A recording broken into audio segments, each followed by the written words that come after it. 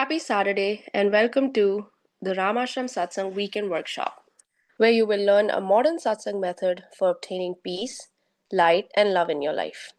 My name is Shivangi and I will be doing the introduction for facilitator for today's event. But first, I'd like to give you a brief overview to this satsang session. If you will direct your attention to the screen, you'll see that the first element is satsang. Satsang is a scientific method where we may obtain peace, light, and love in our lives. It requires no physical skill, spiritual accomplishment, or meditation experience to begin this practice. Satsang consists of two words, Sat and Sang. Sat means positive energy, and Sang means to be with or to be in the presence of. Therefore, the word Satsang means to be in the presence of positive energy. The next element is meditation. Meditation is an important part of satsang. When we meditate, our consciousness is drawn from worldly objects and directed inward to focus on a single thought. In doing so, our minds become calm and our thoughts become pure, leading us to higher states of consciousness such as enlightenment, peace, light, and love. Inner orientation. There are two types of satsangs, inner satsang and outer satsang. An example of outer satsang would be chanting or attending pilgrimages. When we practice outer satsang, we have the potential to change our behavior. But only through the practice of inner satsang can we obtain higher states of consciousness such as enlightenment, peace, light, and love. This is the type of satsang we will learn today where we meditate in silence. Group sessions. These weekend workshops are structured for group participation. When we meditate as a group, our focus is improved and our personal progress along our spiritual path is expedited. By regularly attending these weekend workshops, the benefits of group participation are amplified. Joy and inner happiness. All beings wish to experience joy. Joy is the eternal longing of the soul, but only through the practice of inner satsang can we obtain a joyous state. Each time we practice satsang, our inner happiness gradually increases, ultimately culminating in a state of joy that we experience 24 hours a day, 7 days a week. The agenda for today's session will consist of three parts: the informative session, the practice session, and the interactive session. During the informative session, a lecture will be given about a satsang topic, the founder, or some relevant spiritual topic. During the practice session, the instructions will be given on how to meditate, followed by a period of practice. During the interactive session, you will have the opportunity to ask questions or there'll be a panel discussion. And now, I'd like to introduce the facilitator for these events. He has over 40 years of satsang experience. He is the grandson of our Guru Maharaj, the founder of Ramashram Satsang Mathura. He was born into the satsang family where he has witnessed his family members obtaining states of enlightenment and living lives of peace, light, and love. At a very early age, he began traveling with the mission throughout India, facilitating satsangs. During this time, he witnessed the positive effects that satsang could have on mankind. Upon arriving in the United States, both he and his wife continued to facilitate satsangs for local satsangis. He has led teams of satsang members in translating important satsang literature into English and has worked tirelessly to make satsang more accessible to Western and English speaking audiences. He currently travels throughout the United States, India, and England, facilitating satsangs while maintaining his duties as a husband, a father, and an IT executive. Right now, he is traveling to India for satsangs. So we have Parul here today, his daughter, who will be guiding us through the session. On to you, Parul.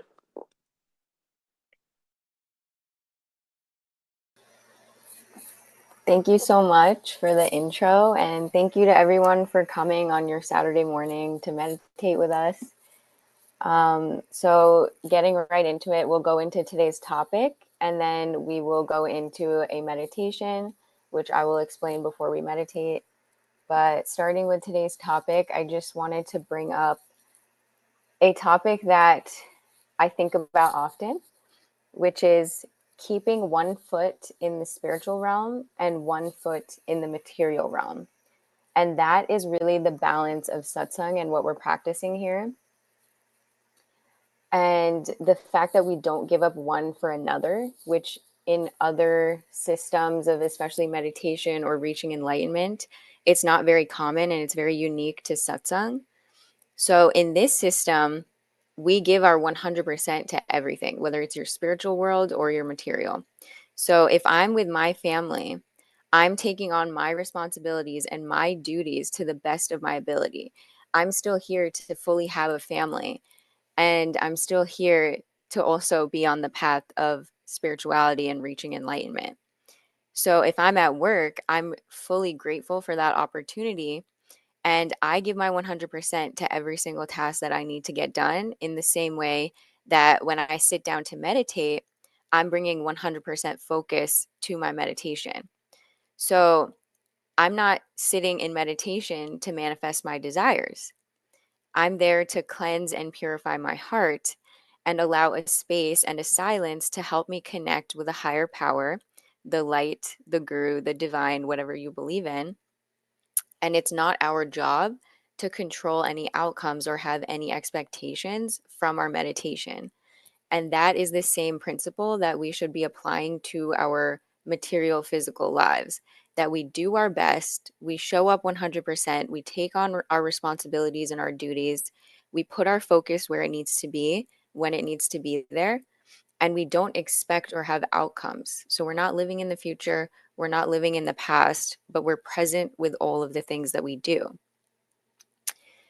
So, even with our meditation, what we can do is we set a pure intention to connect with the light. And in a way, we're connecting with the divine, we're connecting with our guru. So the point is not to have an experience, but the point is to bring our focus and do our best, even when we meditate. So even if I'm here just to experience that one moment of peace, I'm still keeping that intention that I'm here to connect with the divine. I'm here to connect with presence. I'm here to, bring some silence into my life so that I can clear things out, purify my heart, and bring my full focus to this moment, to this next hour that we're going to have together, right? So the balance is found in this system because we focus on the heart, not the third eye, not the sacral chakra, it's the heart.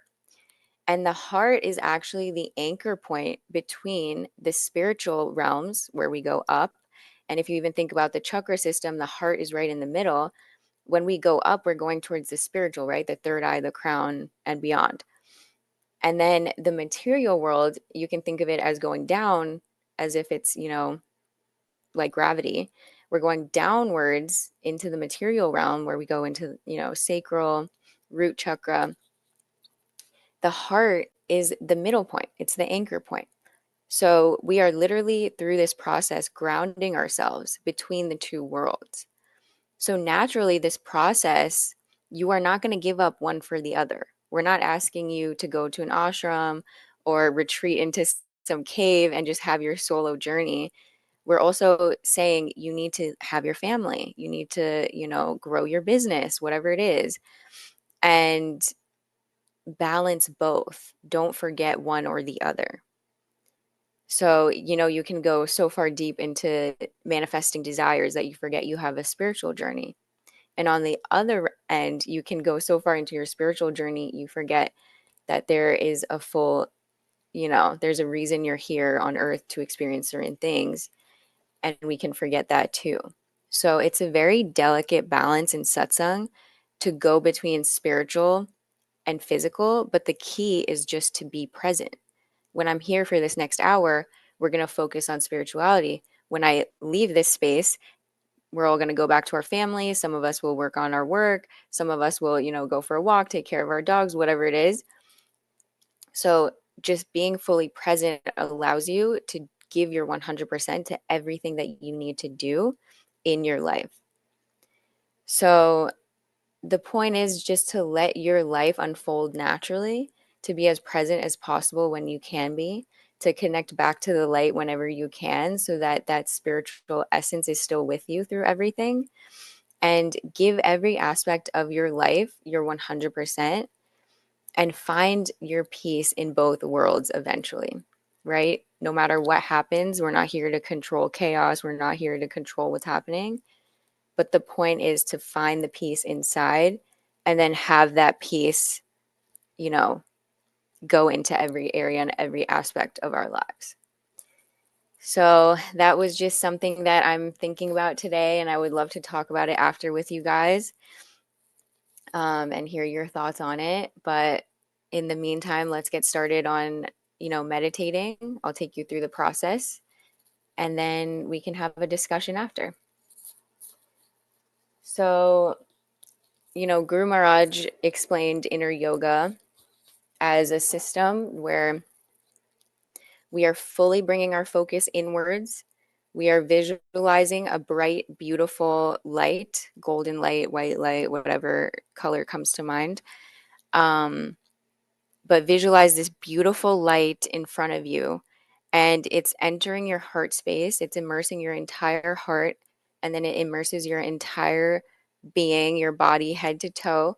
And then it goes out into your aura, 5 to 20 feet out in your aura, in your space. And as you're sitting in this light, we will then have music playing, and the music will take us into the meditation.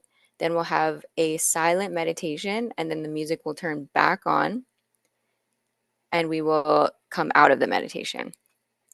But the focus is to eventually be sitting in the silence. If your monkey mind goes off, if you feel like you can't control your thoughts, come back to the light, come back to your heart, and then, focus on having those moments of peace. So, my great grandfather came up with this system because he felt that this was the way to meditate both in group sessions and by yourself 10 minutes a day in the morning and night. He found that this was the best way to reach enlightenment with the least amount of distractions and with the clearest path towards enlightenment. So, on that note, let's get started, and we will talk after.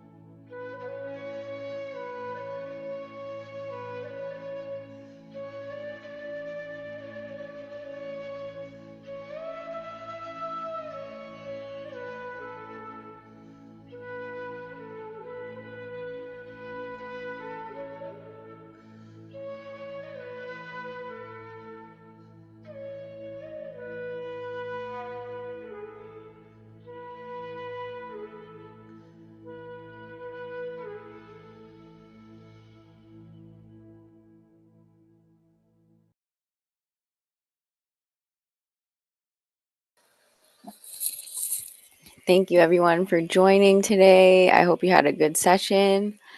If you want to talk about the topic or you had any comments about today's session, you can come on now, say hello, or give a comment.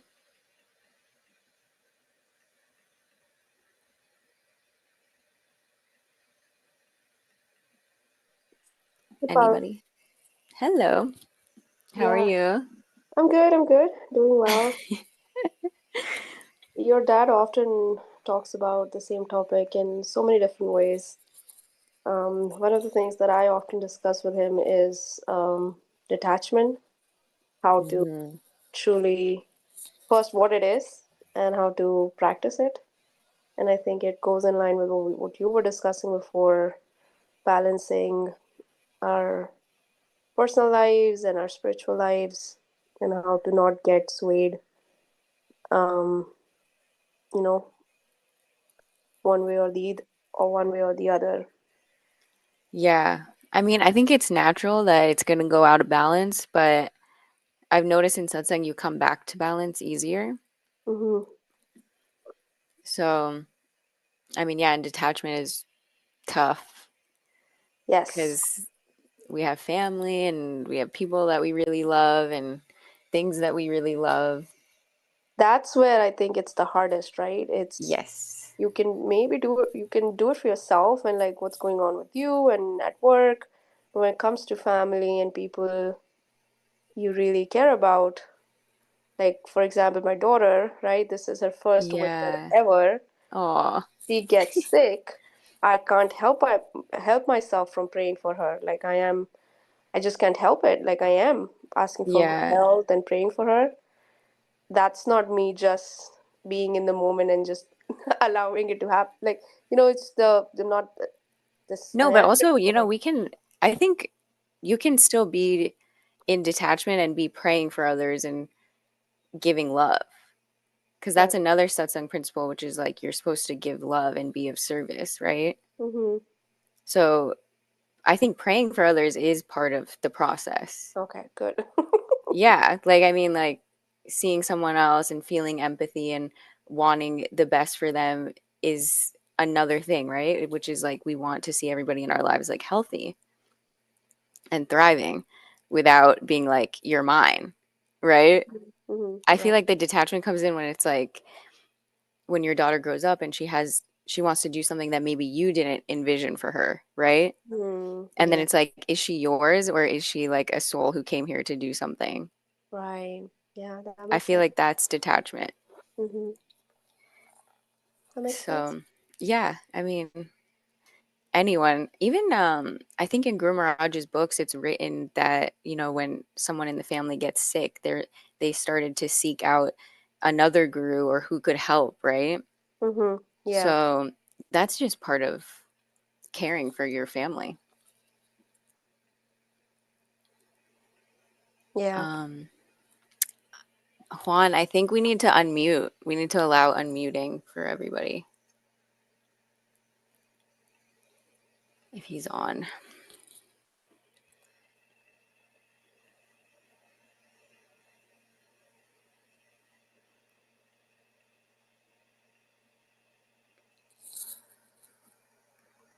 He said people should be able to unmute now. Okay. So anyone who wants to unmute can unmute. Well, hello everyone. Happy Saturday. It's Luz. Um, Hello.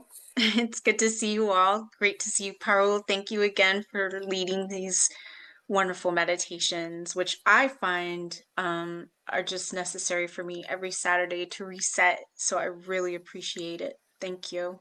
Yeah, of course. Thanks for coming on. Were you here for the topic? Yeah, I really I enjoyed hearing the topic and I was thinking about it, giving the 100%. And I think, I think there are times when I am not able to give 100% either to work or to meditation, but I give as much as I can because I think, it's hard sometimes we should strive to give 100%, and there are going to be days where we can. But even when we can't, it's so important to still try, like to give as much percent as you can, because you'll always get a benefit out of it. Even if it's like not as high. Like today I had trouble foot, it wasn't as deep a meditation because of a lot of the things that are on my mind, or the holidays just passed. There's just like a lot. I'm, settling back in, but it's still so healing and so wonderfully rejuvenating to be here, even though, I couldn't do 100%. I did like maybe 80%.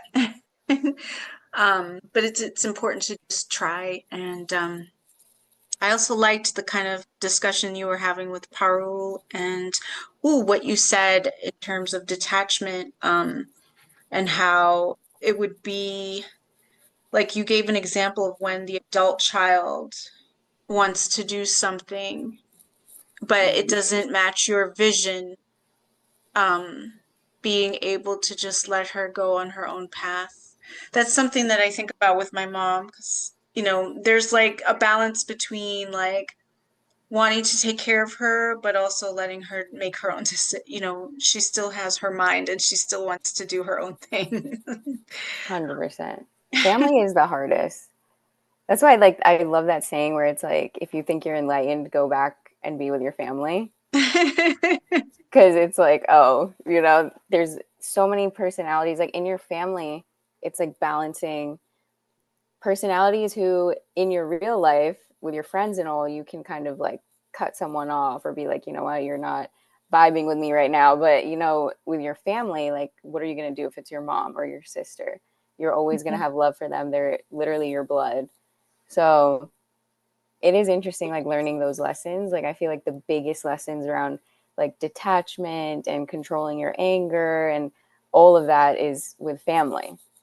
Mm-hmm. So I mean, yeah, like letting people be who they're meant to be and not being like, you need to be how I think you should be, or I'm on a spiritual path, you should be on that spiritual path, or, it's just hard with family to even accept them, and then to detach is a whole different story.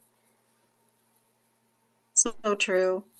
But yeah, I think, yeah, also what you said, how even showing up 80%, even if you have 20%, but you showed up. Like you can sit here with your eyes open and it's fine. You showed up. That's amazing. I think that's also, it's a big part of just being present, like whatever capacity you have, but you're still going to work. You're still showing up in meditation. You're still going. Um, that's just as valid. I think that's just as important.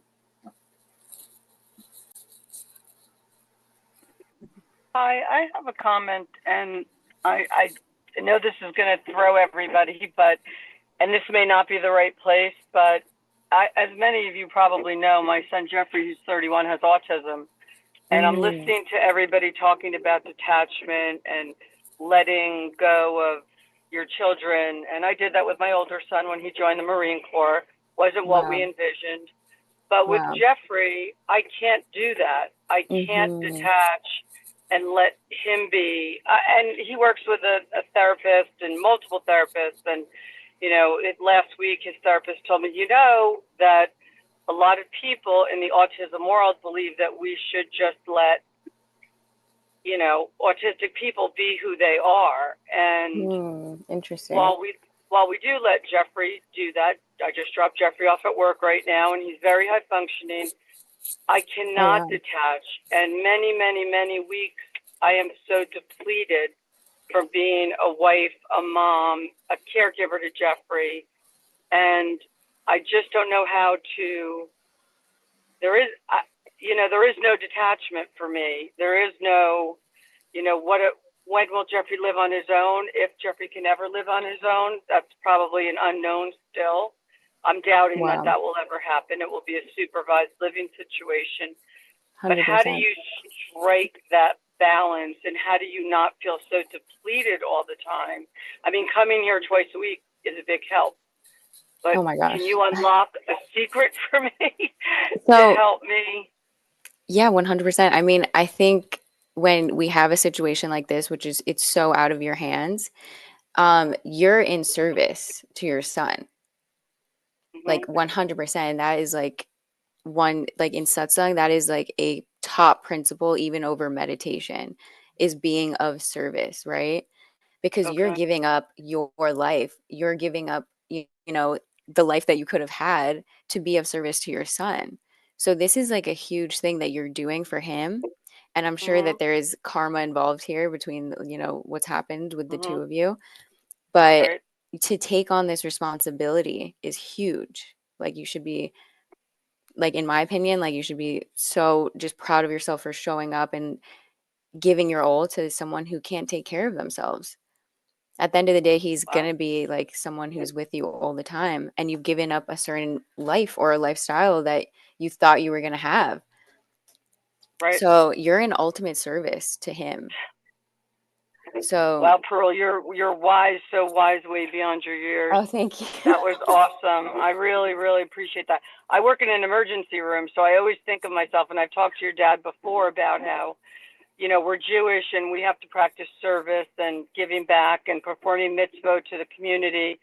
But I never looked at that in terms of my son.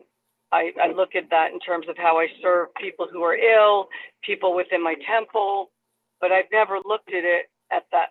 Is it selfish for me to look at it the way that you're No, proposing? no, because you know, we like if we give money to someone on the street who's homeless, Right, we just right. you know, that's an act of service. Like, oh, let me, even if you don't have money, like sending them a prayer, that's an act Mhm, of service. So I think when you have it in your house, and this is such an out of your hands situation, mhm. like anyone can have empathy for this because it's like your life changed. What are you going to do? Right. And yeah, I just feel like that, like being of service in this way is like the highest thing you can do in life. Well, thank you so much. You are going to make the new year a different year for me. That was very insightful, and I really appreciate that. I've often wanted to bring it up, but listening to everybody else talk about it today made it just the No, right and opportunity in the absolutely. right moment. Yeah, I really appreciate that. Thank you so much. Yeah, of course. And even if people haven't noticed, like, thank you for doing what you do because it's just watching kids in autism, I can't even imagine. So, Thank you. Thank you. yeah, if anyone else has a comment or life situation, we can totally talk about it. And also, Paula, like, you should definitely bring that up with my dad when you have a chance. I'm sure he can give even more insight into that. I will. Thank you. Yeah, of course. Hi, Yudi. Hi, Onkar Uncle. Hi Didi, how are you? I'm doing good. How are you? Fine. Didi, I want to ask one thing. Yes. While doing meditation, I cannot close my eyes for a long time. Like for That's 10 okay. minutes maximum, I can close my eyes. This just age, it just grows over time. It's like I say, like going to the gym. Like it's like a muscle. Like if you go to the gym one time, maybe you can do 5 pounds, right? If you go to the gym 20 times, now you're at 100 pounds, right? Yeah. So And by the while doing time, meditation, many of the thoughts came in my mind like different. yeah, that's also, it's totally So normal. But that's why we say, like, when you catch it, when you notice it, go back to the light, go back to your heart. And then it's like keep restarting from there, and then just see the thoughts going like a river. So that the thoughts are like here, it's like a movie, you're watching it, you've detached from it, you're observing it, and it's going into, it's like a river, it's flowing out of your space, and just see it like going into the light. yeah. So from next time I will be trying like this. Yeah, and then come back to the heart, come back to the light, then restart. If it comes again, keep seeing it flowing out like a river. Yeah. And then don't worry about it if you can sit for 5 minutes, 10 minutes, like whatever works, and then you can just sit for the rest of the time. Because this Okay. this is From also, next it's I will a, be yeah, this session, it's a longer meditation too. yeah. From Wednesday it's one is longer. This one is longer from Wednesday one. On Yeah, Tuesday for yeah. yours. Yes, that's also like a intro. I think some days it's like longer and shorter, depends. But Yeah. Some days it's not long enough. oh my gosh. Yeah, some days you can't get out of it fast enough, and some days you're like, I wish I could sit here for longer.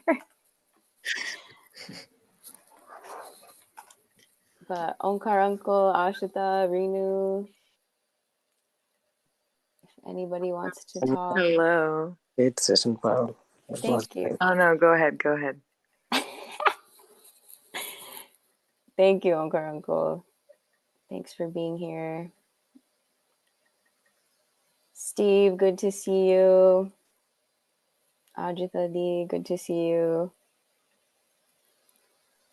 Hello. Thank you for the wonderful session and all these sort of good words. It's really lovely thoughts. Thank you so much. Oh my gosh. You're so welcome. I'm just happy to be filling in for Dad. Steve, when we meditate, it's easy to come back and reset, definitely. Is there a way to do that in the material world? Yes. So that's the concept called chintan, which is when we visualize the light. For people who are really connected with satsang, you can visualize the guru with you at all times in the form of light.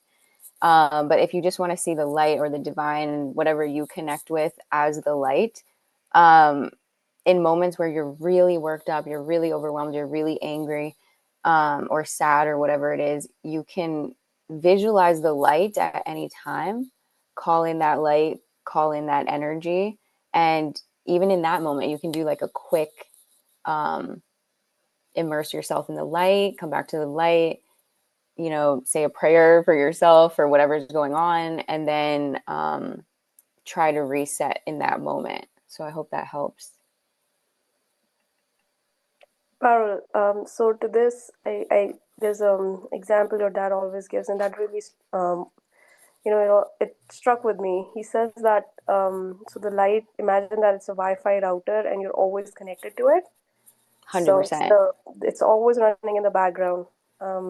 Yeah. And also, even if you don't feel so connected, just trust. Because it's so true, like what you said, Shivangi, which is that it's always there. Like we just connected fully. We had a full reset. So we can just call on that and just trust that it's there, trust that we're immersed in it, and that we can reset in any moment. So if it's like something super chaotic or something, you can just connect in that moment and just trust that you're having like a reset, even if you don't feel it too deeply. Ashita, do you want to come on? Hi. Hey. First, thank you for filling in. You're doing a Of great course. job.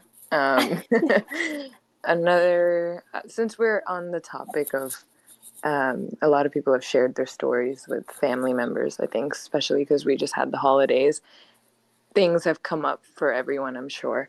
But my brother meditated with me today. Oh, yay. Putting him on the spot. Hey, bro. Pringles, say hi. Hi, how are you? I'm good. How are you? I'm good. We've have a cousin that we also have been feeling similar things for. They're going through a lot of mental struggle, and it feels like we are the only ones who are able to see it. Her own family hasn't seen it, and I mean, they see it, but they maybe aren't dealing with it the best way, because sometimes it's hard just being on the inside. It's easier to see things on the outside. So I think we were wondering if you had any advice for what to do when it's somebody that is not entirely your responsibility, but also they're still family. So you feel very attached and concerned, but it's also sometimes it's like you don't know, it's not your place to say something. You might offend someone. Yeah. Like, are you close with this person? Very close to, like, they're our first cousin. Right.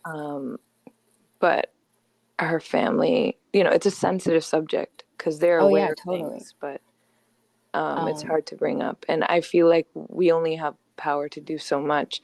So we try to spend time with her and sort of just create a good environment. But then I'm like, oh, I feel like I'm failing, and I also feel like I mean, what she's going through is like something that it's like her own journey. Is it a she? Yes, she is. Yes. I mean, what she's going through is her own journey. Like, people have to come to a place sometimes where they say, I need help. But in the meantime, like, you can just try to create like a positive environment. Like, you guys are here in this meditation, like inviting her, or like, you know, saying, I'm going to yoga. Do you want to come? I'm going to do yoga at home. Do you want to join? You know, like something like that. I mean, we can only do so much to help someone who is not ready yet. So I think you have to figure out if they're ready. And in the meantime, you can kind of like, through your own like embodiment of who you are and what you're doing, we kind of, without knowing it, like we affect our environment. Right. That's so true. when she's around you, like she'll see that you do something that helps you, or, you know, she'll see that, you know, I like being around her. She has good energy, whatever it is. Right. And then through that, like she might listen to some suggestions like, hey, read this book. Hey, come to meditation, blah, blah, blah. I really tried this supplement. It's amazing, whatever it is, right? Okay, yeah. So, and then you can kind of ask too, like have like a conversation, like, how are you feeling? Be there for her when she needs you there. And if she asks for help, then you know what to do. Yeah, I think it's a good idea to maybe kind of analyze when she's ready for more help, and maybe then bring her into like the satsang one day, or totally like it's just like and also when people see that something affects you positively, they're more willing. Like I've noticed even more than being like, hey, you need help, come with me. Like it's more of a thing of like, oh my gosh, this person's thriving, they're glowing, they are more positive, they're nicer, what are you doing, you know? Yes, exactly. So yeah, sometimes it's just through like what you do. And then I would just be there for her. Like if she wants to have a conversation, you're there. Yeah. If she's ready to get help, then you know what to do. And if she's not, then you just kind of have to accept that like she's going through something and she's going to come to something hopefully on her own journey that will help. Or she's going to come to a place where she's going to ask for help. Yeah. Yeah. Thank you, Paru. All right. If everybody's good, if anyone else wants to come on, feel free. But it was so good seeing you guys, and hopefully I'll see you on Tuesday, and then again next Saturday if you come on Saturday. But yeah, thank you guys so much for taking time on a Saturday to be here, and I hope this helped. And yeah, happy Saturday, guys. Thanks, Paro. This was really good session. Thank you so, so much. You're so welcome. Thank you guys for being here. Thank you. Happy Saturday.